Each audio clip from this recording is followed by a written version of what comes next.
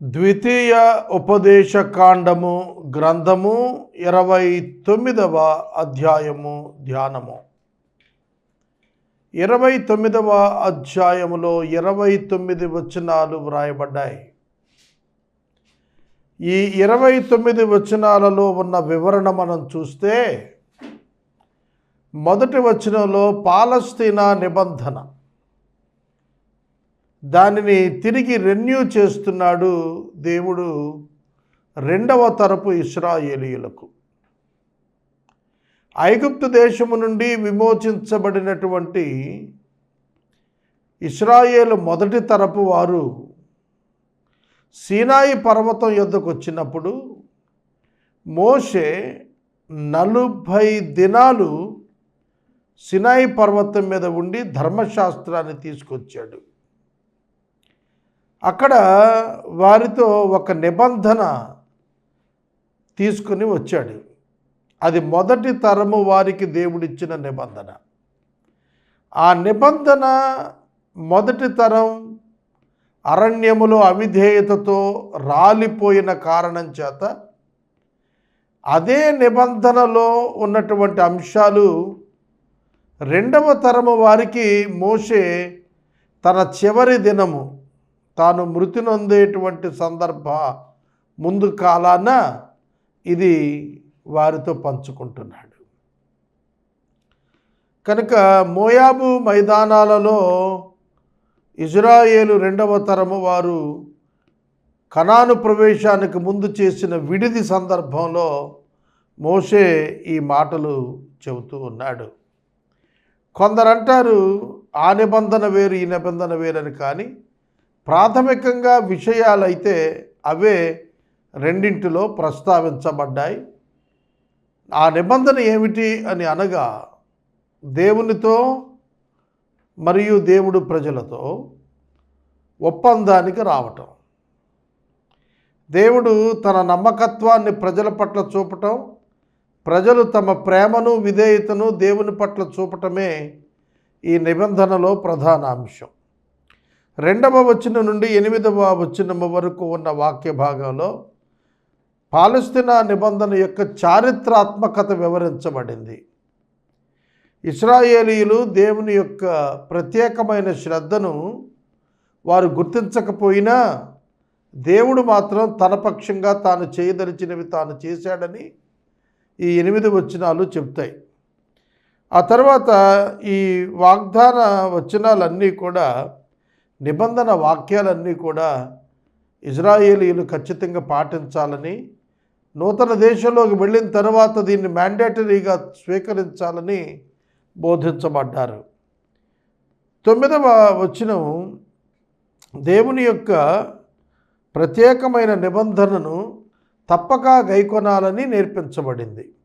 10 నుండి 15 వచనాల మధ్య ఈ నిబంధనలోనికి దేవుడు, దేవునితో పాటు అధికారులు, పెద్దలు మరియు సైన్యాధ్యక్షులు, సర్వ పురుషులు, ఇజ్రాయేలులోని సమస్త పురుషులు, చిన్నపిల్లలు, భార్యలు, అలాగే పరదేశులు, సేవకులు, పనివారు, దాసులు మరియు రాబోయే తరాల వారు కూడా ఈ నిబంధన క్రిందకు వస్తారని మనకు నేర్పించబడుతోంది. 15 నుండి 21 వరకు అవిధేయులైన వారికి కలిగేటువంటి శాపాన్ని గుర్చిన హెచ్చరిక తెలుపబడింది. 22 నుండి 28 వచనాల మధ్య అవిశ్వాసము, విశ్వాసభ్రష్టత, అవిధేయత అనే కారణాల వల్ల కలిగేటువంటి శాపాలను గురించి వివరించాడు. 29వ వచనంలో దేవునికి కొన్ని రహస్యాలు ఉన్నాయని, ఆ రహస్యాలు ఆయనకే చెందుతాయని, ఆయన బయలుపరిచినవి మాత్రమే మనకు, మన సంతానానికి, సంతతికి చెందుతాయని ఇజ్రాయేలీలకు నేర్పించాడు.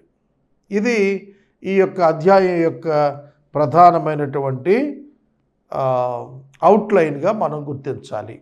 ఇక మొదటి వచనం నుండి మనం చూస్తే 29వ అధ్యాయం మొదటి వచనం నుండి 30వ అధ్యాయం 20వ వచనం వరకు కూడా మోషే భక్తుని యొక్క థర్డ్ అడ్రస్, 3వ ప్రసంగంగా దీన్ని మనం చూడాలి. మోషే ప్రజలతో మాట్లాడినటువంటి 3 అడ్రసెస్ ఇందులో మనకు కనపడతాయి. అందులో ఇది 3వది అన్నమాట. ఇక మొదటి వచనం చదువుకుందాం. యెహోవా హోరేబులో ఇశ్రాయేలీయులతో చేసిన నిబంధన గాక ఆయన మోయాబు దేశంలో వారితో చేయమని మోషేకు ఆజ్ఞాపించిన నిబంధన వాక్యములు. నిబంధన గాక అన్నప్పుడే ఆ నిబంధన వేరు, ఈ నిబంధన వేరు అన్నట్లుగా కనబడుతోంది. కానీ దానిలో ఉన్నటువంటి విషయాలే దీనిలో కూడా ప్రస్తావించబడ్డాయి అనేది గమనార్హం. ఇది పాలస్తీనా నిబంధనగా పేర్కొనబడుతోంది. నూతన తరము వారికి దేవుడు తానేం చేయబోతున్నాడో, తాను ఎట్లుండబోతున్నాడో, వారు తన పట్ల ఎట్లా ఉండాలో, ఏం చెయ్యాలో చాలా స్పష్టమైనటువంటి కండిషనల్ కోవెనెంట్ ఏర్పాటు చేశాడు. కండిషనల్ కోవెనెంట్ అంటే షరతుతో కూడినటువంటి నిబంధన. అంటే దేవుని పక్షంగా మీరు ప్రేమ విధేయతలు చూపిస్తే దేవుడు మీ పక్షంగా కనికరము జాలి చూపిస్తాడు. కనుక దేవుని పక్షంగా దేవుడు పని చేస్తాడు, మీ పక్షంగా మీరు పని చేయాలి. అది అగ్రిమెంట్గా, అదే వారిద్దరి మధ్య మాట ఒప్పందంగా మనకు కనబడుతుంది. ఇక 2వ వచనం నుండి పాలస్తీనా యొక్క చరిత్రలో ఈ యొక్క వివరాలు. మోషే ఇశ్రాయేలీయులందరినీ పిలిచి వారితో ఇలా అన్నాడు. యెహోవా మీ కనుల ఎదుట ఐగుప్తు దేశమున ఫరోకును అతని సేవకులందరికీ అతని సమస్త జనమునకు చేసినదంతయు అనగా మీ ఆ గొప్ప శోధనలను, సూచక క్రియలను, మహత్కార్యములను మీరు కనులారా చూచితిరి. ఈ వచనాన్ని కనుక మీరు చూస్తే మోషే ఎవరినైతే అడ్రస్ చేస్తున్నాడో ఈ మాటలు చెబుతున్నప్పుడు వారు వాస్తవంగా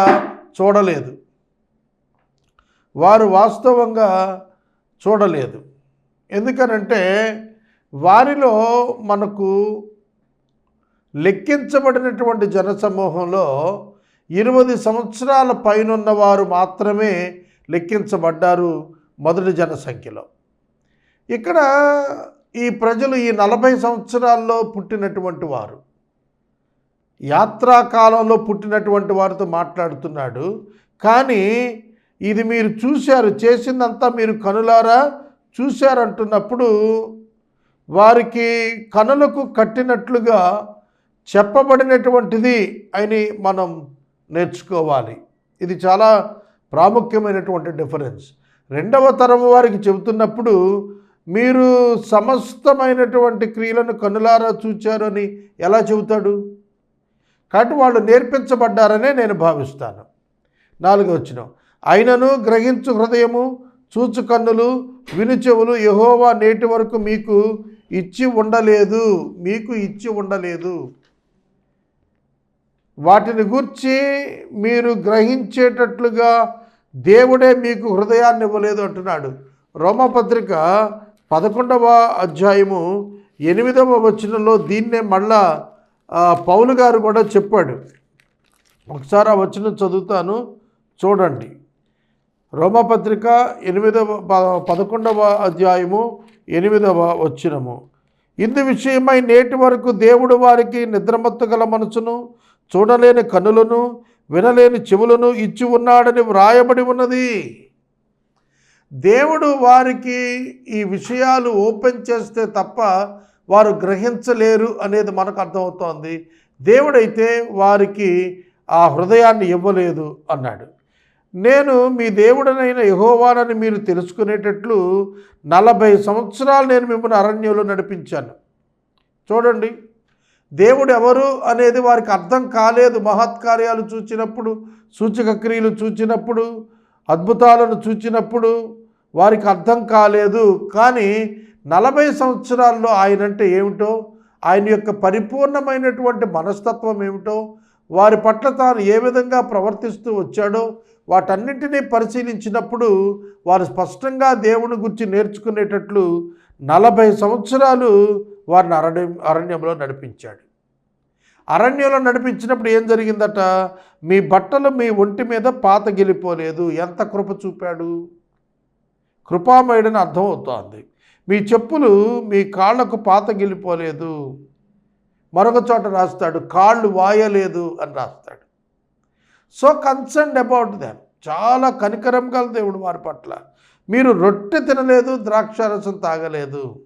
మిగిలిన జనులంతా కూడా రొట్టె ద్రాక్షారసాలు తిని త్రాగి బ్రతికారు. కానీ మీరు 40 సంవత్సరాల్లో ఆ విధంగా మీరు తిని త్రాగలేదు, రొట్టె తిని ద్రాక్షారసం తాగలేదు, మన్నా చేత పోషించబడ్డారు.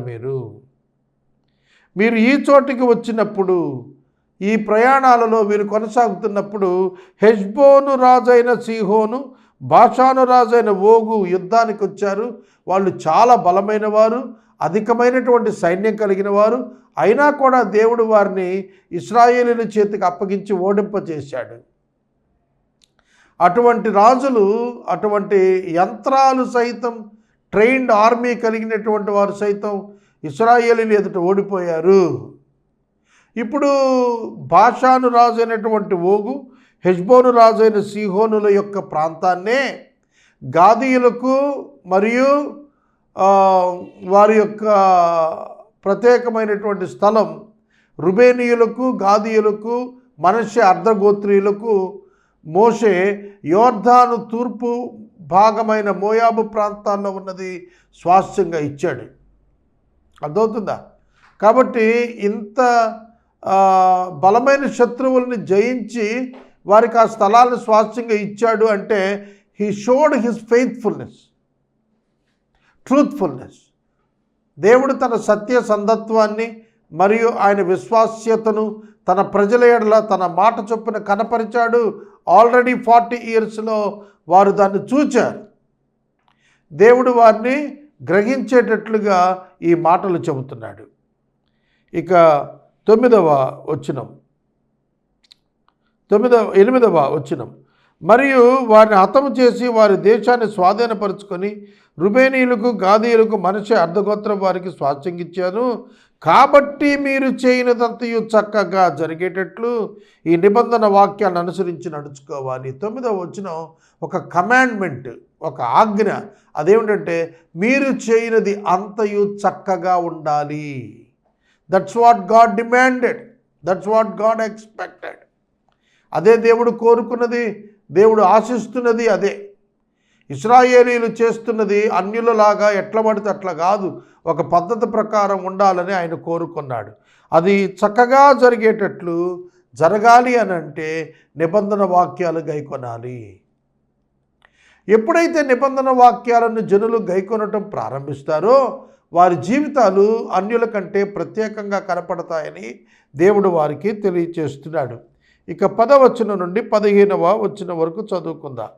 నీ దేవుడైన యెహోవా నీతో చెప్పిన ప్రకారముగాను, నీ పితరులైన అబ్రహాము, ఇస్సాకు, యాకోబులతో ప్రమాణం చేసిన ప్రకారముగాను నేడు నిన్ను తన స్వజనముగా నియమించుకొని తానే నీకు దేవుడై ఉండునట్లు నీ దేవుడైన యెహోవా నేడు నీకు నియమించుచున్న నీ దేవుడైన యెహోవా నిబంధనలోను ఆయన ప్రమాణము చేసిన దానిలోను నీవు పాలు పొందుటకై ఇశ్రాయేలీయులలో పుట్టిన ప్రతివాడును, అనగా మీలో ముఖ్యులేమి, గోత్రపు వారిలో పెద్దలేమి, నాయకులేమి, పిల్లలేమి, భార్యలేమి, పాళెములో ఉన్న పరదేశులేమి, కట్టెల నరకు వారు మొదలుకొని నీళ్లు తోడు వారి వరకు మీరందరూ కూడా యెహోవా సన్నిధిని నిలిచి ఉన్నారు. నేడు మీరు నిలిచి ఉన్నారు. నేను మీతో మాత్రమే కాదు, ఇక్కడ మనతో కూడా ఉండి నేడు మన దేవుడైన యెహోవా సన్నిధిని నిలుచు వారితోనూ, ఇక్కడ నేడు మనతో కూడా ఉండని వారితోనూ ఈ నిబంధన ప్రమాణం చేస్తున్నాను. ఈ కవెనెంట్ ఎవరెవరితో చేస్తున్నాడో చెప్పాడు. నేను మొదటిలోనే చెప్పాను, మొదటగానే నేను వివరించినప్పుడే చెప్పాను ఎవరెవరితో ఈ నిబంధన చేస్తున్నాడు అనేది.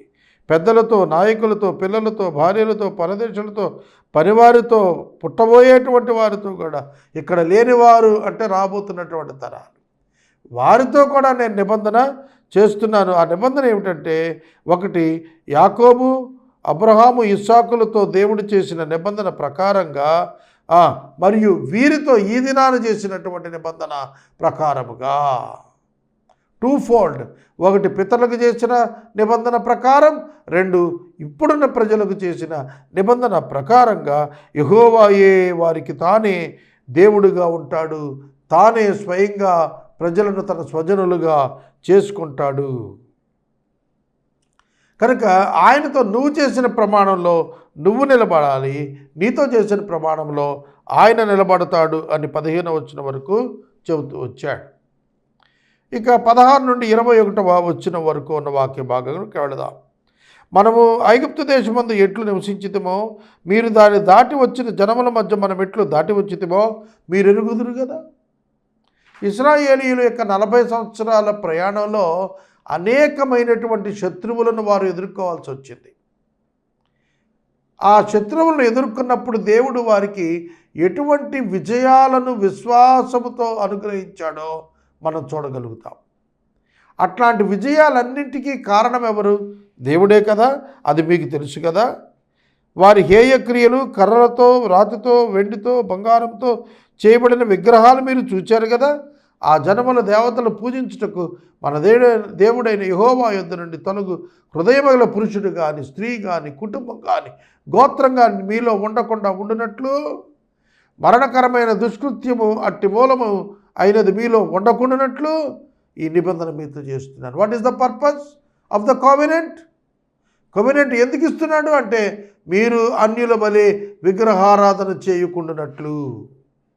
మీరు అన్నప్పుడు మీలో, మీ కుటుంబంలో పురుషుడైనా, స్త్రీ అయినా, పిల్లలైనా, ఎవరైనా, కుటుంబంలో ఉన్న ఎవరైనా కూడా మీ హృదయాలు విగ్రహాల వైపు తొలగిపోకుండా, దేవుడు చెప్పనటువంటి ఆరాధన వైపు మీరు వెళ్ళిపోకుండా, మీ హృదయాలు తొట్టిల్లిపోకుండా దేవుడు ఈ నిబంధన మీతో చేస్తున్నాడు. విగ్రహం వైపు వెళ్ళిపోవద్దు, విగ్రహారాధన వైపు వెళ్ళిపోవద్దు. Don't be tempted towards the idolatry. విగ్రహారాధన వైపు వెళ్ళొద్దని చెబుతున్నాడు. ఈ నిబంధనను మీతో చేస్తున్నాను, అట్టి పనులు చేయువాడు. అట్టి పనులు అంటే విగ్రహారాధన చేసేటువంటి వాడు ఈ శాపవచనాలు విన్నప్పుడు మద్యము చేత దప్పి తీర్చుకోవాలని నేను నా హృదయ కఠిన్యమున నడుచుచుండినను నాకు క్షేమం కలుగును అని నేను ఆశీర్వాదం పొందేదనని అనుకుంటాడు. ఎవడైతే ఆధ్యాత్మికంగా భ్రష్టత్వంలోనికి వెళ్ళిపోతాడో వాడు భౌతిక జీవితంలో, తన జీవితంలో క్రమశిక్షణ లేకపోయినా, పరిశుద్ధత లేకపోయినా నాకు దీవెనే కలుగుతుందనే భ్రమలో ఉంటాడు. ఎటువంటి భ్రమట అది? మద్యంతో దప్పిక తీర్చుకోవాలని అనుకునేటువంటి పరిస్థితి. హృదయ కాఠిన్యం చొప్పున నడిస్తే కూడా నా క్షేమమే కలుగుతునే స్పిరిచువల్ బ్లైండ్నెస్, నేను ఆశీర్వాదమే పొందుతాను అనేటువంటి భ్రమ. అయితే దేవుడు వారిని క్షమించడు. విగ్రహారాధికుని దేవుని క్షమించినట్టు ఎవరిలో విగ్రహారాధికుడు? ఇజ్రాయేలు జనాంగములో ఉన్నటువంటి విగ్రహారాధికుని గురించి మాట్లాడుతున్నాడు. Even in the new testament, క్రొత్త నిబంధనలో కూడాను యేసుక్రీస్తుని ఎరగని వారు విగ్రహారాధన చేస్తే వారికి కృపా కనికరాలు క్షమాపణ ఉన్నాయి. వారు ప్రభువునందుకు వచ్చి క్షమించబట్టి క్షమిస్తాడు. కానీ యేసుక్రీస్తుని ఎరిగిన తర్వాత దేవుని స్థానములో విగ్రహానికి చోటిస్తే అట్టివానికి శిక్ష ఉన్నది. దేవుడు వాడిని క్షమించడు. దేవుని విడిచి విగ్రహం వైపు తొలగిపోకూడదు. నీవు దేవుని విడిచి దేనిని ప్రేమిస్తే అదే నీకు విగ్రహంగా మారుతుంది. జాగ్రత్త. అయితే యెహోవా వాడిని క్షమించడు. అట్టివాడు మీలో ఉంటే నిశ్చయముగా యెహోవా కోపమును ఓర్మయ్యు ఆ మనుషుల మీద పొగరాజును ఈ గ్రంథంలో వ్రాయబడిన శాపాలన్నీ వానికి తగులును. 124 శాపాలు మనం చూశారు. అవన్నీ కూడా విగ్రహారాధికుడైన ఇజ్రాయేలీయునికి తప్పక వస్తాయి అని చెప్తున్నాడు. యెహోవా అతని పేరు ఆకాశం కింద ఉండకుండా తుడిచి వేస్తాడు అన్నప్పుడు సంతానము లేనివాడై అతడు చనిపోతాడు. ఇక 21వ వచనం, ఈ ధర్మశాస్త్రంలో రాయబడిన నిబంధన శాపములన్నింటిని బట్టి వారికి కీడు కలుగు చేయుటకై యెహోవా ఇశ్రాయేలీయుల గోత్రములో నుండి వారిని వేరుపరుస్తాడు. ఇశ్రాయేలు గోత్రాలలో నుండి వారిని వేరుపరుస్తాడు. కోరహు కుమారులను వేరుపరిచినట్లుగా, దాతాను అబీరాము గుంపులను వేరుపరిచినట్లుగా వారిని వేరుపరుస్తాడు. వారిని నాశనానికి అప్పగిస్తాడు. 22 నుంచి 28వ వచనము వరకు ఉన్నటువంటి విశ్వాస భ్రష్టత్వం, అపోస్టసీ అండ్ డిజొబీడియన్స్, అవిధేయతల కారణంగా శిక్షలు. 22వ వచనం, కాబట్టి మీ తర్వాత పుట్టు మీ సంతతి వారును దూరదేశం నుండి వచ్చు పరదేశులను సమస్త జనములను ఈ దేశం యొక్క తెగుళ్లను యెహోవా దాని మీదకు తెప్పించిన సంకటాలను చూచి వారు యెహోవా తన కోపోద్రేకము చేత నశింపచేసిన సొదొమ గొమొర్రా అద్మా సెబోయిముల వలె ఆ సమస్త దేశమును గంధకము చేత ఉప్పు చేత చెడిపోయి విత్తబడక దానిలో ఏది పుట్టకయు దానిలో ఏ కూరయు మొలవకయు ఉండడు చూచి యెహోవా దేనిని బట్టి ఈ దేశమును ఇట్లు చేసినో ఈ మహాకోపాగ్నికి హేతువేమో అని చెప్పుకొందురు. మరియు వారు వారి పితరుల దేవుడైన యెహోవా ఐగుప్తు దేశముల నుండి వారిని రప్పించిన తరువాత ఆయన తమతో చేసిన నిబంధనను నిరాకరించిరి. తామెరుగని అన్య దేవతలను ఆయన వారికి నియమింపని దేవతలను పూజించి వాటిని నమస్కరించిరి. అర్థమవుతుందా? ఇజ్రాయేలులో పుట్టబోయే తరం వారు వెనక్కి వచ్చినప్పుడు వారికి ఏమర్థమవుతుందంటే సొదొమ గొమొర్రాలను ఎట్లా నాశనం చేశాడో అట్లా ఇజ్రాయేలు కూడా నాశనం చేశాడనే వార్త వారు వింటారన్నాడు. సొదొమ గొమొర్రాలను గురించి బైబిల్లో 18 పర్యాయాలు వ్రాయబడినట్లుగా మనం చూస్తాం. సొదొమ గొమొర్రాలు వ్యభిచార తరము ప్రజలు, హోమోసెక్షువాలిటీస్, లెస్బియన్స్ అండ్ గేస్. వారి యొక్క వ్యభిచార పాపాన్ని బట్టి దేవుడు ఆ 2 పట్టణాలను అగ్ని గంధకములతో దహించి కాల్చివేశాడు. లోతు ఆదికాండ 19వ అధ్యాయంలో ఆ ప్రాంతంలో నివసించాడు. అక్కడ నివసించినటువంటి లోతును అబ్రహాము ప్రార్థన ద్వారా దేవుడు బలవంతంగా వెలుపటికి దూతల చేత తీసుకుని వచ్చి వారిని రక్షించాడు. అర్థం చేసుకోండి, సొదొమ గొమొర్రాల యొక్క పాపం భయంకరమైంది. స్వలింగ సంపర్కులు వారు. కాబట్టి విగ్రహారాధికులు అనగా దేవునికి అపనమ్మకము చూపినటువంటి వారు. దేవునితో ఇజ్రాయేలు నిబంధన వైవాహిక నిబంధన వంటిది. పరాయి పురుషుని చేరినటువంటి స్త్రీ వంటి పరిస్థితి విగ్రహారాధనకు వర్ణించబడింది. కనుక దేవుని విడిచి విగ్రహాన్ని స్వీకరించిన వాడు భర్తను విడిచి వేరొక పురుషుణ్ణి ఆశ్రయించినటువంటి స్త్రీతో సమానం. అంత సీరియస్గా భర్తకు పుట్టు కోపము రోషముతో కూడినదని వాక్యం చెప్పినట్లుగా దేవుడు తన రోషాన్నంతా విగ్రహారాధికుల మీద క్రొమ్మరిస్తాడు. కనుక వారి యొక్క దుస్థితి సొదొమ గొమొర్రాలను పోలుంటుందని మనకు ఇక్కడ వివరించబడుతోంది. 28వ వచనం, యెహోవా తన కోపోద్రేకము చేతను అతి ఉగ్రత చేతను తమ దేశం నుండి వారిని పెళ్లగించి నేడున్నట్టుగా వారిని వెళ్ళగొట్టి పరదేశము పాలు చేసెను. పరదేశం పాలు చేసేస్తాడట. చూడండి, ఇజ్రాయేలీలు ఎప్పుడైతే విగ్రహారాధన, ఇజ్రాయేలీలు ఎప్పుడైతే వ్యభిచారము, ఇజ్రాయేలీలు ఎప్పుడైతే తల్లిదండ్రులను దూషించుట హింసించుట చేస్తారో, ధర్మశాస్త్రానికి వ్యతిరేకంగా జీవిస్తారో అప్పుడు దేవుడు వారిని పరదేశ పాలు చేస్తాడు. ఇక్కడ ఒక మాట మీరు గుర్తుపెట్టుకోవాలి. ఇశ్రాయేలీయులు యెహోషువ నాయకత్వంలో కనానులో ప్రవేశించేటప్పటికీ కనానులో ఉన్నటువంటి 7 జాతులు దేవుని విడిచిన వారుగా విగ్రహారాధకులుగా కనపడ్డారు. అందువల్ల దేవుడు వారిని ఆ స్థలం నుండి తోలివేసి దేవుని యందు విశ్వాసం ఉంచినటువంటి ఇశ్రాయేలీయులకు ఆ భూభాగాన్ని స్వాధీనం చేసి స్వాస్థ్యం ఇచ్చాడు. వారికి మోషే బ్రతుకున్నటువంటి కాలంలోనే చాలా స్పష్టంగా వార్నింగ్ ఇచ్చాడు. ఆ వార్నింగ్ ఏమిటంటే, మీరు కూడా ఆ 7 జాతుల్లాగా విగ్రహారాధన చేస్తే కనుక మిమ్మల్ని కూడా ఆ దేశం నుండి గెంటేస్తానన్నాడు. దేవుడు ఒకరికొక న్యాయం మాట్లాడలేదు. ఆ 7 జాతులను ఏ విధంగా బయటికి పంపాడో అలాగే ఇశ్రాయేలీయులను కూడా విగ్రహారాధన కారణం చేత బయటికి పంపేస్తానని దేవుడు చెప్పాడు. అలాగే చెప్పినది చేశాడు.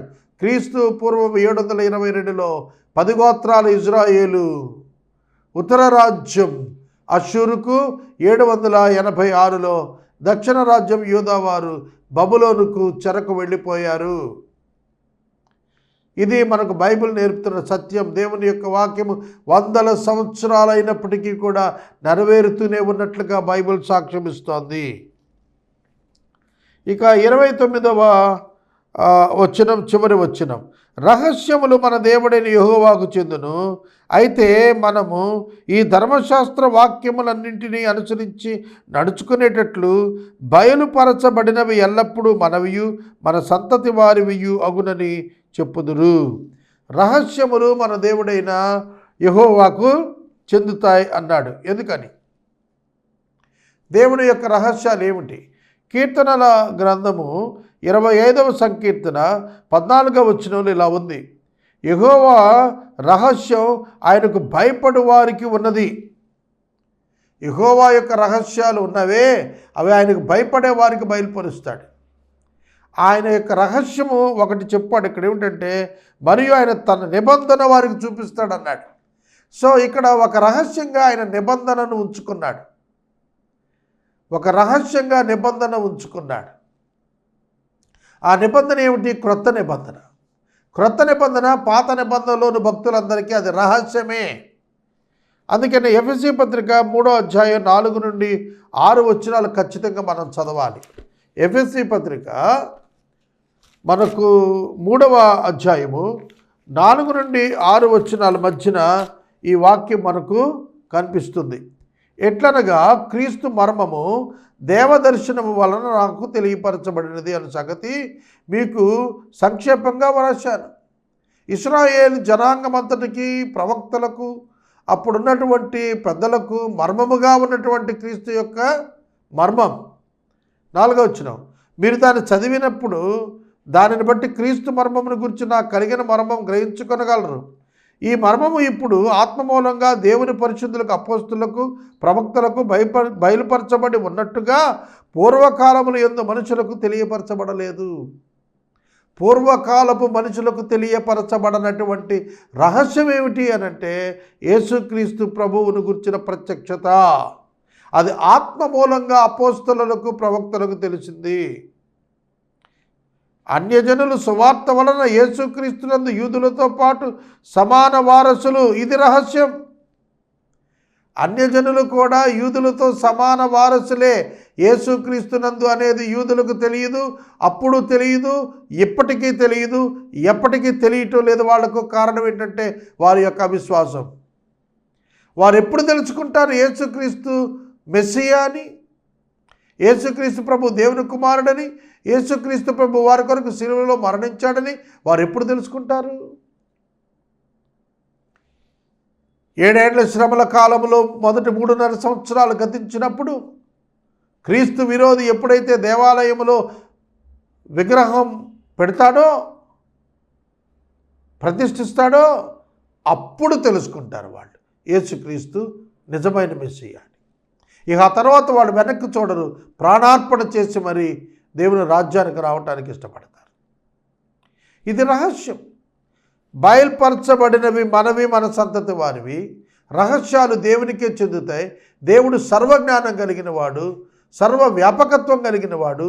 ఆయన యొక్క కృపాబాహుళ్యము, జ్ఞానబాహుళ్యము మనుషులను మనం అర్థం చేసుకోలేం. అందుకే దేవుడు మనకు రహస్యాలను చెప్పలేదు. దేవుడు సూర్యుడిని ఇచ్చాడు, వెలుగునిచ్చాడు. ఆ వెలుగు వెనకాల ఉన్నటువంటి మర్మం ఏమిటో మనకు చెప్పలేదు. సృష్టిలో ఉన్నటువంటి అనేక రహస్యాలు మానవులకి ఇప్పటికీ తెలియదు. ప్రాణము యొక్క మర్మము ఏమిటో ఇప్పటికీ మానవులు కనుక్కోలేకపోయారు. అనేక రహస్యాలు దేవుడు తన వరకే ఉంచుకున్నాడు. ఒక సందర్భాన యోబుతో దేవుడు మాట్లాడుతున్నప్పుడు ఆయన అనేకమైన ప్రశ్నలు యోబుని అడిగాడు. ఆ ప్రశ్నల్లో అనేకం ఆ కాలానికి యోబుకు తెలియలేదు. అవన్నీ అతనికి రహస్యాలే. కనుక దేవుడు తాను ఎవరికి బయలుపరచాలనుకుంటాడో ఆ విషయాలను వారికే బయలుపరుస్తాడు, మరొకరికి చేయడు. ఒకరికి అవసరం లేదనుకున్న విషయాన్ని దేవుడు ఎప్పుడు వారితో మాట్లాడాడు. కనుక రహస్యాలు ఆయనకే చెందుతాయి. ఆయన ఎవరికి ఇవ్వాలని సంకల్పించాడో వారికే అవి గ్రహింపుకు వచ్చేటట్టుగా ఆయనే చేస్తాడు. ఇవాళకి మహమ్మదీయ సోదరులు, ఇవాళకి యూదా మతస్థులు వారి గ్రంథాల్లో యేసుక్రీస్తుని గురించి ఉన్నప్పటికీ కూడా యేసుక్రీస్తు దేవుడని ఎందుకు తెలుసుకోలేకపోతున్నారు అంటే ఆ మర్మము వారికి బయలుపరచబడలేదు. ఆయన తొట్టిల్లు వారికి అడ్డుబండ అయ్యాడు అని రాసిందే, అది నెరవేరింది. ఆయనను విశ్వసించిన వారికి ఆయన అడ్డుబండ అయ్యాడు, ఆయన విశ్వసించిన వారికి ఆయన ద్వారముగా మారాడు. సహోదరుడా, సహోదరి, 29వ అధ్యాయం అంతా పాలస్తీనా నిబంధన గురించి వివరించబడిందని మనం గ్రహిస్తున్నాం. 30వ అధ్యాయంలో మరికొన్ని వివరాలు.